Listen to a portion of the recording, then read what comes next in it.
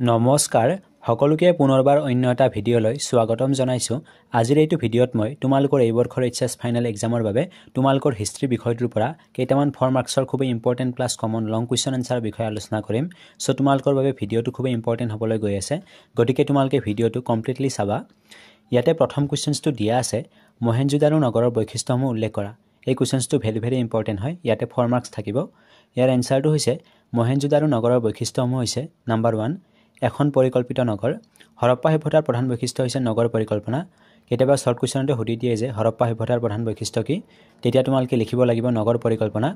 হৰপ্পাৰ খনন কাৰ্যত উদ্ধাৰ হোৱা নগৰসমূহৰ প্ৰধান নগৰ হৈছে মহেঞ্জোদাৰো, অৰ্থাৎ হৰপ্পা সভ্যতাৰ প্ৰধান নগৰ হৈছে মহেঞ্জোদাৰো। হিন্দু উপত্যকা সভ্যতাৰ সকলোবোৰ পুৰাতাত্ত্বিক স্থানৰ ভিতৰত বিখ্যাত আছিল মহেঞ্জোদাৰো। নাম্বাৰ 2 নলা নিৰ্মাণ। নলা নিৰ্মাণ আছিল হৰপ্পা নগৰসমূহৰ আটাইতকৈ উল্লেখযোগ্য বৈশিষ্ট্য। বাটৰ কাষৰ নলাবোৰৰ ওপৰত শিল নাইবা ইটাৰ ঢাকনিৰে ঢাকি ৰাখিছে। নলাৰ পৰিষ্কাৰ কৰি ৰাখিবলৈ ঢাকনিৰ মাজেৰে মানুহ সোমাব পৰাকৈ একোটা ছিদ্ৰ ৰখা হৈছে। ৰাস্তাসমূহ সমান আছিল আৰু সকলোৱে সমকোণীভাৱে কটাকটি কৰিছিল।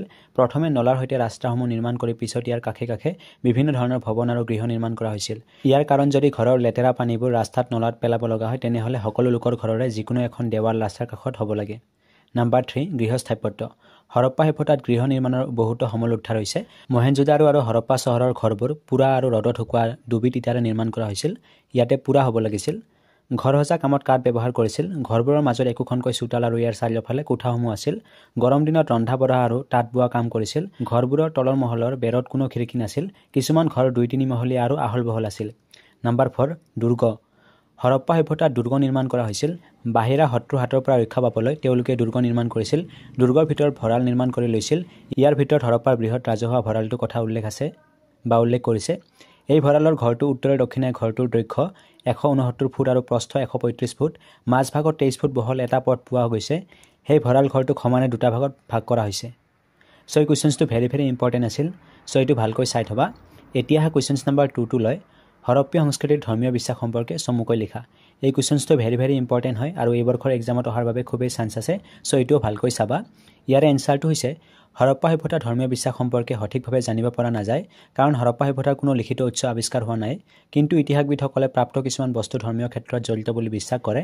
এনে বস্তুবোৰৰ ভিতৰত পোৰা মাটিৰ সজা কিছুমান নাৰী মূৰ্তি পাইছে। এই নাৰী মূৰ্তিসমূহ মাতৃদেৱী মূৰ্তি বুলি বিশ্বাস কৰে। মহেঞ্জোদাৰো আৱিষ্কৃত ডাগৰ গা ধোৱা ঘৰ, কলিংবান আৰু লুথৰ আৱিষ্কৃত অগ্নিবেদী ধৰ্মীয় ক্ষেত্ৰত জড়িত বুলি বিশ্বাস কৰে। ধৰ্মীয় ৰীতি নীতি জড়িত বুলি অনুমান কৰা কিছুমান চিল মোহৰৰ আৱিষ্কাৰ হৈছে। কিছুমান চিল মোহৰত এখন ভৰি আনখনৰ ওপৰত তুলি দি যোগী ভংগী বহি থকা পুৰুষ মূৰ্তিও আৱিষ্কৃত হৈছে। এই পুৰুষ মূৰ্তিটো হিন্দু ধৰ্মৰ দেৱতা শিৱৰ চাৰিত্ৰিক বৈশিষ্ট্যৰ মূৰ্তি পণ্ডিতসকলে অনুমান কৰিছে। চ' এই কুৱেশ্যনটো ভালকৈ চাবা। এতিয়া আহা কুৱেশ্যন নাম্বাৰ 3 লৈ মহাজন পথসমূহৰ প্ৰধান বৈশিষ্ট্যসমূহ আলোচনা কৰা। নাইবা এই কুৱেশ্যনটো এনেকৈ সুধিব পাৰে এক্সামত, মহাজন পথসমূহৰ বিশেষ বৈশিষ্ট্যসমূহ লিখা। এই কুৱেশ্যনটো খুবেই ইম্পৰ্টেণ্ট হয় আৰু এই বৰ্ষৰ এক্সামত অহাৰ বাবে খুবেই চান্স আছে। চ' এইটো ভালকৈ চাবা। ইয়াৰে এনচাৰটো হৈছে প্ৰাচীন ভাৰতৰ ইতিহাসত খ্ৰীষ্টপূৰ্ব 6ষ্ঠ শতিকাটো পৰিৱৰ্তনৰ যুগ বুলি অভিহিত কৰা হৈছিল। এই যুগটোৰ লগত প্ৰাচীন ৰাজ্যসমূহৰ গঠন প্ৰক্ৰিয়া আৰু নগৰ বিকাশ, লোৰ ব্যৱহাৰ, মুদ্ৰাৰ বিকাশ আদি কথাসমূহ জড়িত হৈ আছে। এই যুগটোত বৌদ্ধ আৰু জৈন ধৰ্মৰ উৎপত্তিৰ বিভিন্ন দাৰ্শনিক চিন্তাধাৰাৰ বিকাশ ঘটিছিল। প্ৰাচীন বুদ্ধ আৰু জৈন গ্ৰন্থসমূহত 16শ ৰাজ্য আছিল আৰু সেইবোৰকে 16 মহাজন পথ বুলি কোৱা হয়।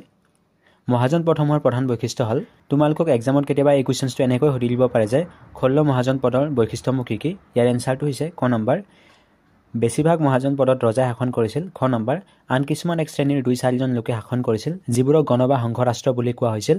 গ নম্বৰ প্ৰত্যেক মহাজন পদতে একোখন ৰাজধানী আছিল, যিবোৰ গড় মাৰি সুৰক্ষিত কৰা হৈছিল।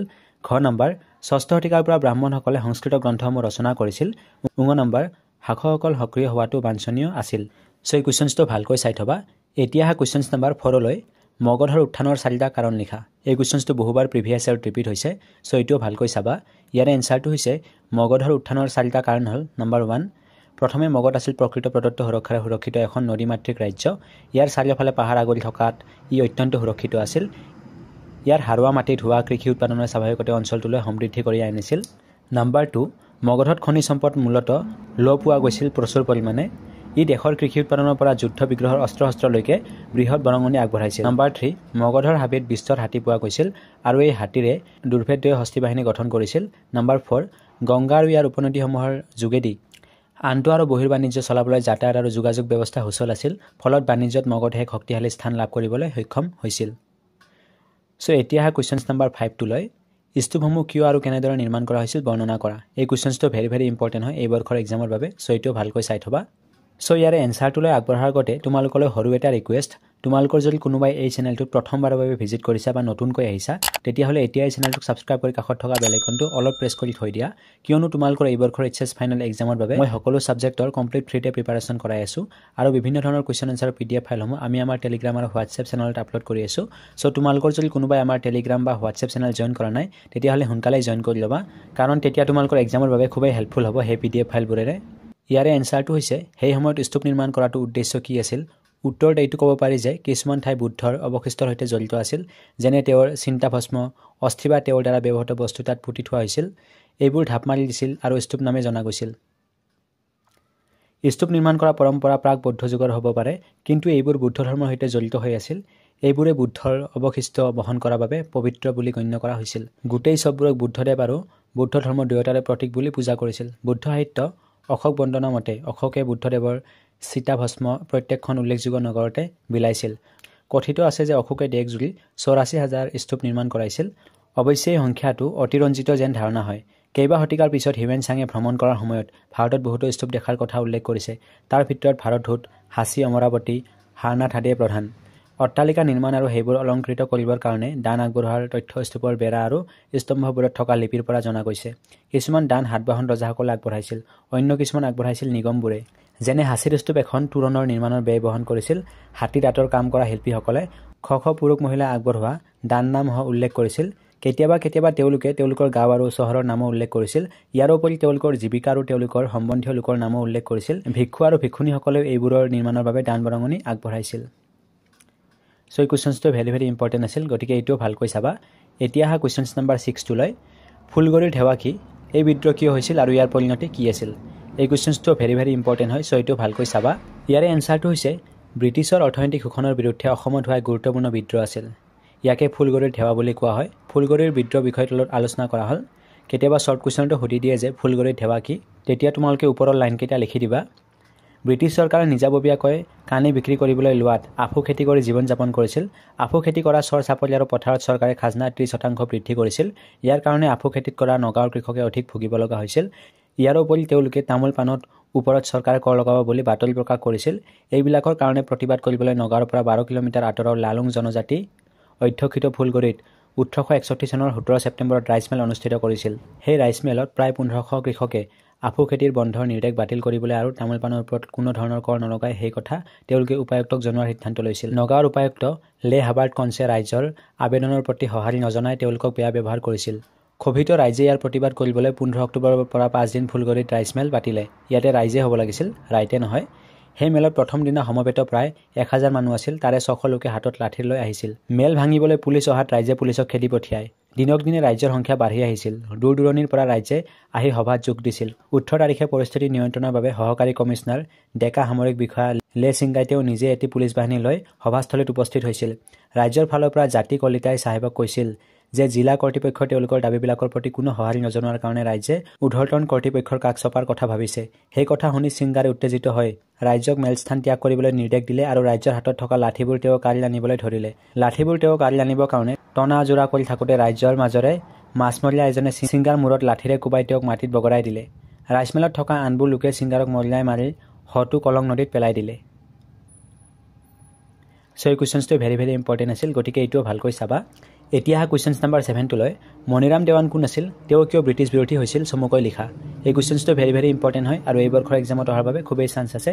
ইয়াৰে এনচাৰটো হৈছে, অসমত ব্ৰিটিছ শাসনৰ প্ৰাৰম্ভিক কালছোৱাত অসমৰ ৰাজনীতিত গুৰুত্বপূৰ্ণ অংশগ্ৰহণ কৰা মণিৰাম ডক্টৰ বৰভাণ্ডাৰ বৰুৱা অৰ্থাৎ চমুকৈ মণিৰাম দেৱানৰ জন্ম হৈছিল। মণিৰাম দেৱান অসমৰ প্ৰথমজন চাহ খেতিয়ক ৰূপে প্ৰতিষ্ঠিত আছিল। 1857 চনৰ বিদ্ৰোহত শ্বহীদ হৈছিল অসমৰ মণিৰাম দেৱান। চ' এইখিনিৰ পৰা তোমালোকে দুটা কুৱেশ্যনছ মনত ৰাখিব পাৰা, অৰ্থাৎ শ্বৰ্ট কুৱেশ্যন, যে মণিৰাম দেৱান অসমৰ প্ৰথমজন চাহ খেতিয়ক স্বৰূপে প্ৰতিষ্ঠিত হৈছিল। আৰু তোমালোকক এক্সামত কেতিয়াবা এনেকৈ সুধি দিয়ে যে 1857 চনৰ বিদ্ৰোহত অসমৰ কোনে শ্বহীদ হৈছিল, এনেকৈ সুধি দিব পাৰে কুৱেশ্যনছটো। চ' এই দুটা পইণ্ট তোমালোকে মনত ৰাখিবা ইয়াতে। প্ৰথম লানি ব্ৰিটিছ বিৰোধী বিদ্ৰোহত আন বহুতৰ দৰে মণিৰাম দেৱানো বিদেশী শাসকৰ পক্ষতহে আছিল। হিন্দুস্থানী চিপাহী বা পাহাৰীয়া জনজাতিসকলৰ সহায় পোৱাটো সম্ভৱ হৈ উঠা নাছিল। সেইবাবে তেওঁ এই বিদ্ৰোহৰ সমৰ্থন কৰা নাছিল। ইংৰাজ চৰকাৰ তেওঁৰ প্ৰতি আকৰ্ষিত হৈছিল। মণিৰামে ইংৰাজ বাৰ্মা যুদ্ধৰ পিছত পাহাৰীয়া জনজাতিসকলৰ বস কৰোঁতে ইংৰাজক সহায় কৰিছিল। এইসমূহৰ কাৰণে তেওঁৰ প্ৰতি আকৰ্ষিত হৈ নিউভিল চাহাবে দেৱানক উজনি অসমৰ তহচিলদাৰ পদ অৰ্পণ কৰিছিল। মানক খেদাই অসমত শান্তি প্ৰতিষ্ঠা কৰাৰ বাবে তেওঁৰ ব্ৰিটিছৰ ওপৰত ইমানেই বিশ্বাস হৈছিল যে অতীজৰ প্ৰিয়ব্ৰত ৰজা আৰু স্বৰ্গৰ ইন্দ্ৰৰ লগত তেওঁলোকক তুলনা কৰিছিল। হেজাৰ হেজাৰ বছৰ ইংৰাজ শাসন কামনা কৰিছিল। 1833 চনত আৰম্ভ হোৱা পুৰন্দৰ শাসনতো তেওঁ বৰভাণ্ডাৰ বৰুৱা বিষয়ে পাইছিল আৰু ৰজাৰ মুখ্য পৰামৰ্শদাতা আছিল। মণিৰাম দেৱান কলিকতাত থাকোঁতে উত্তৰ আৰু মধ্য ভাৰতত ব্ৰিটিছৰ বিৰুদ্ধে বিদ্ৰোহৰ অগ্নি জ্বলি উঠিছিল। এই সুযোগ দেৱানে গ্ৰহণ কৰি অসমতো সশস্ত্ৰ সংগ্ৰামৰ প্ৰস্তুতি চলালে। দেৱানে কলিকতাৰ বঙালী ভদ্ৰলোক মধু মল্লিকক তেওঁ সহকাৰী হিচাপে অসমলৈ পঠালে। হলদৈদৰ সহযোগী হৰনাথ বৰুৱা দাৰোগাই মণিৰামে তেওঁৰ নিৰ্দেশত লিখা বহুতো বিদ্ৰোহ সম্পৰ্কীয় চিঠি হস্তগত কৰিছিল। সেইবাবে মণিৰামক কলিকতাতে বন্দী কৰি ৰাখিছিল। চ' এই কুৱেশ্যনছটো ভেৰি ইম্পৰ্টেণ্ট হয়, গতিকে এইটোও ভালকৈ চাবা। এতিয়া আহা কুৱেশ্যনছ নম্বৰ 8লৈ। কুৱেশ্যনছ নম্বৰ 8টো ইয়াতে দিয়া আছে, অসমত 1857 চনৰ বিদ্ৰোহৰ বিফলতাৰ কাৰণবোৰ ব্যাখ্যা কৰা। অৰ্থাৎ কি কাৰণত 1857 চনৰ বিদ্ৰোহ বিফল হৈছিল তাৰ কাৰণবোৰ ইয়াতে ব্যাখ্যা কৰিব দিছে আৰু এইটো প্ৰিভিয়াছ ইয়াৰত আহি যোৱা কুৱেশ্যনছ হয়, গতিকে এইটো ভালকৈ চাবা। ইয়াৰে এনচাৰটো হৈছে অসমত 1857 চনৰ বিদ্ৰোহৰ বিফলতাৰ কাৰণসমূহ হ'ল নম্বৰ 1, 1857 খ্ৰীষ্টাব্দত বিদ্ৰোহ ভাৰতৰ আনবোৰ ঠাইত সম্প্ৰসাৰিত হৈছিল, অসমত তেনেদৰে হোৱা নাছিল। সমগ্ৰ অসমত উত্তেজনা সৃষ্টি কৰি মটকসকলে বিদ্ৰোহ আৰু চাহ বনোৱাক অসহযোগৰে আৰম্ভ কৰোঁতে ইয়াৰ সমাপ্ত হৈছিল। ব্ৰিটিছৰ ঠাইত দেশীয় ৰজাৰ শাসন প্ৰতিষ্ঠা কৰাৰ লক্ষ্যত উপনীত হ'ব পৰা নাছিল। কৰ্ণেল হলৰৈড অসমীয়া লগুৱা সাগৰ দুবৰীৰ দৰে এজন সাধাৰণ কৰ্মচাৰী। নম্বৰ 2, জনসাধাৰণক প্ৰত্যক্ষভাৱে জড়িত কৰি ওচৰ চুবুৰীয়া পাহাৰীয়া জনজাতিসকলক লৈ এটা সংঘবদ্ধ প্ৰচেষ্টা উমৈহতীয়া শত্ৰুৰ বিৰুদ্ধে লৈছিল। এই নেতৃত্বই আছিল দুৰ্বলতাৰ। নম্বৰ 3, ভাৰতৰ অন্য ঠাই বিদ্ৰোহৰ দৰে অসমৰ নেতাসকলেও সংস্কাৰ কৰি পুৰণি ৰাজতান্ত্ৰিক শাসকে দেশীয় ৰজাৰ যোগেদি ঘূৰাই আনিবলৈ বিচাৰিছিল। পূৰ্বৰ আহোম ৰাজতন্ত্ৰক আভ্যন্তৰীণ বিদ্ৰোহ দাৰঙলীয়া আৰু ৰাজকুঁৱৰসকলৰ মাজত অন্তৰ্কলহে কুলসিত কৰিছিল, ৰাজ্যৰ শান্তি আৰু প্ৰগতিত বাধা সৃষ্টি কৰিছিল। মণিৰামৰ দৰে নেতাই প্ৰধানকৈ সম্ভ্ৰান্ত শ্ৰেণীটোৰ সা সুবিধাৰ বাবে আহোম ৰাজতন্ত্ৰ পুনৰ প্ৰতিষ্ঠা হোৱাটো বিচাৰিছিল। নম্বৰ 4, কৃষক শ্ৰেণীটো খাজনা বৃদ্ধিৰ ফলত অসন্তুষ্ট হৈছিল। নম্বৰ 5, অসমৰ পশ্চিমীয়া শিক্ষাৰে শিক্ষিত লোকসকলে ভাৰতৰ আন ঠাইৰ শিক্ষকসকলৰ দৰে এই বিদ্ৰোহক পিঠি দিছিল। আনন্দৰাম ঢেকিয়াল ফুকনে ৰাজনৈতিক মুক্তিতকৈ ছত্ৰছায়াতে অসমৰ অৰ্থনৈতিক আৰু সাংস্কৃতিক বিকাশ বিচাৰিছিল। হৰনাথ বৰুৱা, মণিৰাম শৰ্মা, ঘিনলগা গগৈ আৰু নিৰ্মল হাজৰিকা আদি তেওঁলোকে বিদ্ৰোহীসকলৰ বিৰুদ্ধে সাক্ষী গোটাই চৰকাৰক সহায় কৰিছিল। নম্বৰ 6, কলিকতাত থাকি যাতায়াত আৰু যোগাযোগ ব্যৱস্থাৰ অনুগ্ৰহতাৰ দিনত মণিৰাম দেৱানৰ বাবে অসমত বিদ্ৰোহ ফলপ্ৰসূভাৱে পৰিচালনা কৰাটো সম্ভৱ নাছিল। চ' এই কুৱেশ্যনছটো ভেৰি ইম্পৰ্টেণ্ট আছিল, গতিকে এইটো ভালকৈ চাবা। এতিয়া আহা কুৱেশ্যনছ নম্বৰ 9লৈ। হৰপ্পাৰ লোকসকলে হস্তনিৰ্মিত সামগ্ৰী প্ৰস্তুত কৰিবলৈ কেঁচামাল কিদৰে সংগ্ৰহ কৰিছিল। চ' এই কুৱেশ্যনছটো প্ৰিভিয়াছ ইয়াৰত আহি গৈছে, গতিকে এইটো ভালকৈ চাবা। ইয়াৰে এনচাৰটো হৈছে হৰপ্পা সভ্যতাৰ লোকসকলে হস্তনিৰ্মিত সামগ্ৰীবোৰ প্ৰস্তুত কৰিবলৈ কেঁচা সামগ্ৰীবোৰ নানা উপায়েৰে সংগ্ৰহ কৰিছিল। উদাহৰণ হিচাপে নাগেশ্বৰ আৰু বালাকোটত বসতি স্থাপন কৰি শংখ সংগ্ৰহ কৰিছিল। হিন্দু সভ্যতাৰ যুগত তাম, ব্ৰঞ্জ, ৰূপ আৰু সোণৰ ব্যৱহাৰ আছিল। দক্ষিণ ভাৰতৰ ৰাজস্থান আৰু আফগানিস্তানৰ পৰা তাম আমদানি কৰিছিল। এইটো এক্সামত সুধিব পাৰে যে তাম ক'ৰ পৰা আনিছিল, তেতিয়া তোমালোকে লিখিব লাগিব দক্ষিণ ভাৰতৰ ৰাজস্থান বা আফগানিস্তানৰ পৰা। আফগানিস্তানৰ স্ৰোতঘাটৰ পৰাণীৰ মূল্যৱান পাথৰ লেপিছ লাজুলী সংগ্ৰহ কৰিছিল। গুজৰাটৰ ভৰাচৰৰ পৰা কাৰ্ণিলিয়ান ৰাজস্থান আৰু উত্তৰ গুজৰাটৰ পৰা শ্বেতপাথৰ আৰু আন ধাতু ৰাজস্থানৰ পৰা সংগ্ৰহ কৰিছিল। নদীৰ বালিৰ পৰা সোণ সংগ্ৰহ কৰা হৈছিল। ৰাজপুতনা, দক্ষিণ ভাৰত পাৰক্ষ আৰু আফগানিস্তান আদি অঞ্চলৰ পৰা হি আমদানি কৰা হৈছিল। চ' এই কুৱেশ্যনছটো ভালকৈ চাবা। এতিয়া কুৱেশ্যনছ নম্বৰ 10লৈ। কুৱেশ্যনছ নম্বৰ 10টোত দিয়া আছে হৰপ্পা আৰু মহেঞ্জোদাৰো যুগৰ ঘৰ দুৱাৰ, ৰাস্তা পদূলি আৰু নলা নৰ্দমাৰ বিষয়ে চমুকৈ আলোচনা কৰা। অথবা এই কুৱেশ্যনছটো এনেকৈ দিব পাৰি যে মহেঞ্জোদাৰো গৃহ স্থাপত্যকলা প্ৰণালী সম্পৰ্কে ব্যাখ্যা কৰা। ইয়াতে 4 মাৰ্কছ থাকিব। এক্সামত কুৱেশ্যনছটো দুই ধৰণে দিব পাৰে, ইয়াৰে এনচাৰ একেই হ'ব। ইয়াৰে এনচাৰটো হৈছে ক নম্বৰ, ঘৰ দুৱাৰ। হৰপ্পা আৰু মহেঞ্জোদাৰো সভ্যতাৰ যুগৰ ঘৰ দুৱাৰবোৰ গঠন প্ৰণালী অতি পৰিকল্পিত আছিল। ঘৰবিলাক কেইবামহলীয়া আছিল। কোনো ঘৰৰ দেৱাল 7 ফুট পৰ্যন্ত ডাঠ আছিল। তেনে ঘৰবোৰৰ চহকী লোকৰ আছিল। ঘৰবোৰৰ ভাটা তৈয়াৰ কৰা পুৰা ইটাৰে নিৰ্মিত আছিল। ঘৰবোৰ বিভিন্ন আকাৰ আছিল। চোতালৰ চাৰিওপিনে ঘৰবোৰ নিৰ্মাণ কৰা হৈছিল। ঘৰৰ আকাৰ সাধাৰণতে সমকোণী আছিল। খ নম্বৰ, ৰাস্তা পদূলি। ৰাস্তাবোৰ সাধাৰণতে সুপৰিকল্পিত আৰু আহল বহল আছিল। ঘৰত প্ৰৱেশ কৰাৰ কাৰণে মূল ৰাস্তাৰ পৰা সৰু সৰু ৰাস্তাবোৰ তৈয়াৰ কৰিছিল। গ নম্বৰ, নলা নৰ্দমা। ৰান্ধনী ঘৰ আৰু গা ধোৱা ঘৰৰ পৰা তেলে পানীবোৰ ওলাই যোৱাৰ কাৰণে পকী নলাৰ সৃষ্টি কৰা হৈছিল। এই পানীবোৰ মূল নলাত পৰি সেইবোৰ সিন্ধু নদীত পৰিছিল। নলা নৰ্দমাবোৰ পুৰা ইটাৰে তৈয়াৰী আছিল। নলাবোৰ মাজে সময়ে চাফ কৰাৰ কাৰণে ইয়াৰ ওপৰত প্ৰয়োজন অনুসৰি ঢাকনি দিয়া হৈছিল। চ' আজিৰ এইটো ভিডিঅ'টো যিহেতু বহু বেছি লং হৈ গৈছে, বাকী ইয়াতে যিবিলাক কুৱেশ্যন এনচাৰ আলোচনা কৰিবলৈ আছে সেই কুৱেশ্যন এনচাৰবিলাক মই পাৰ্ট 2 ভিডিঅ'টোত আলোচনা কৰি দিম।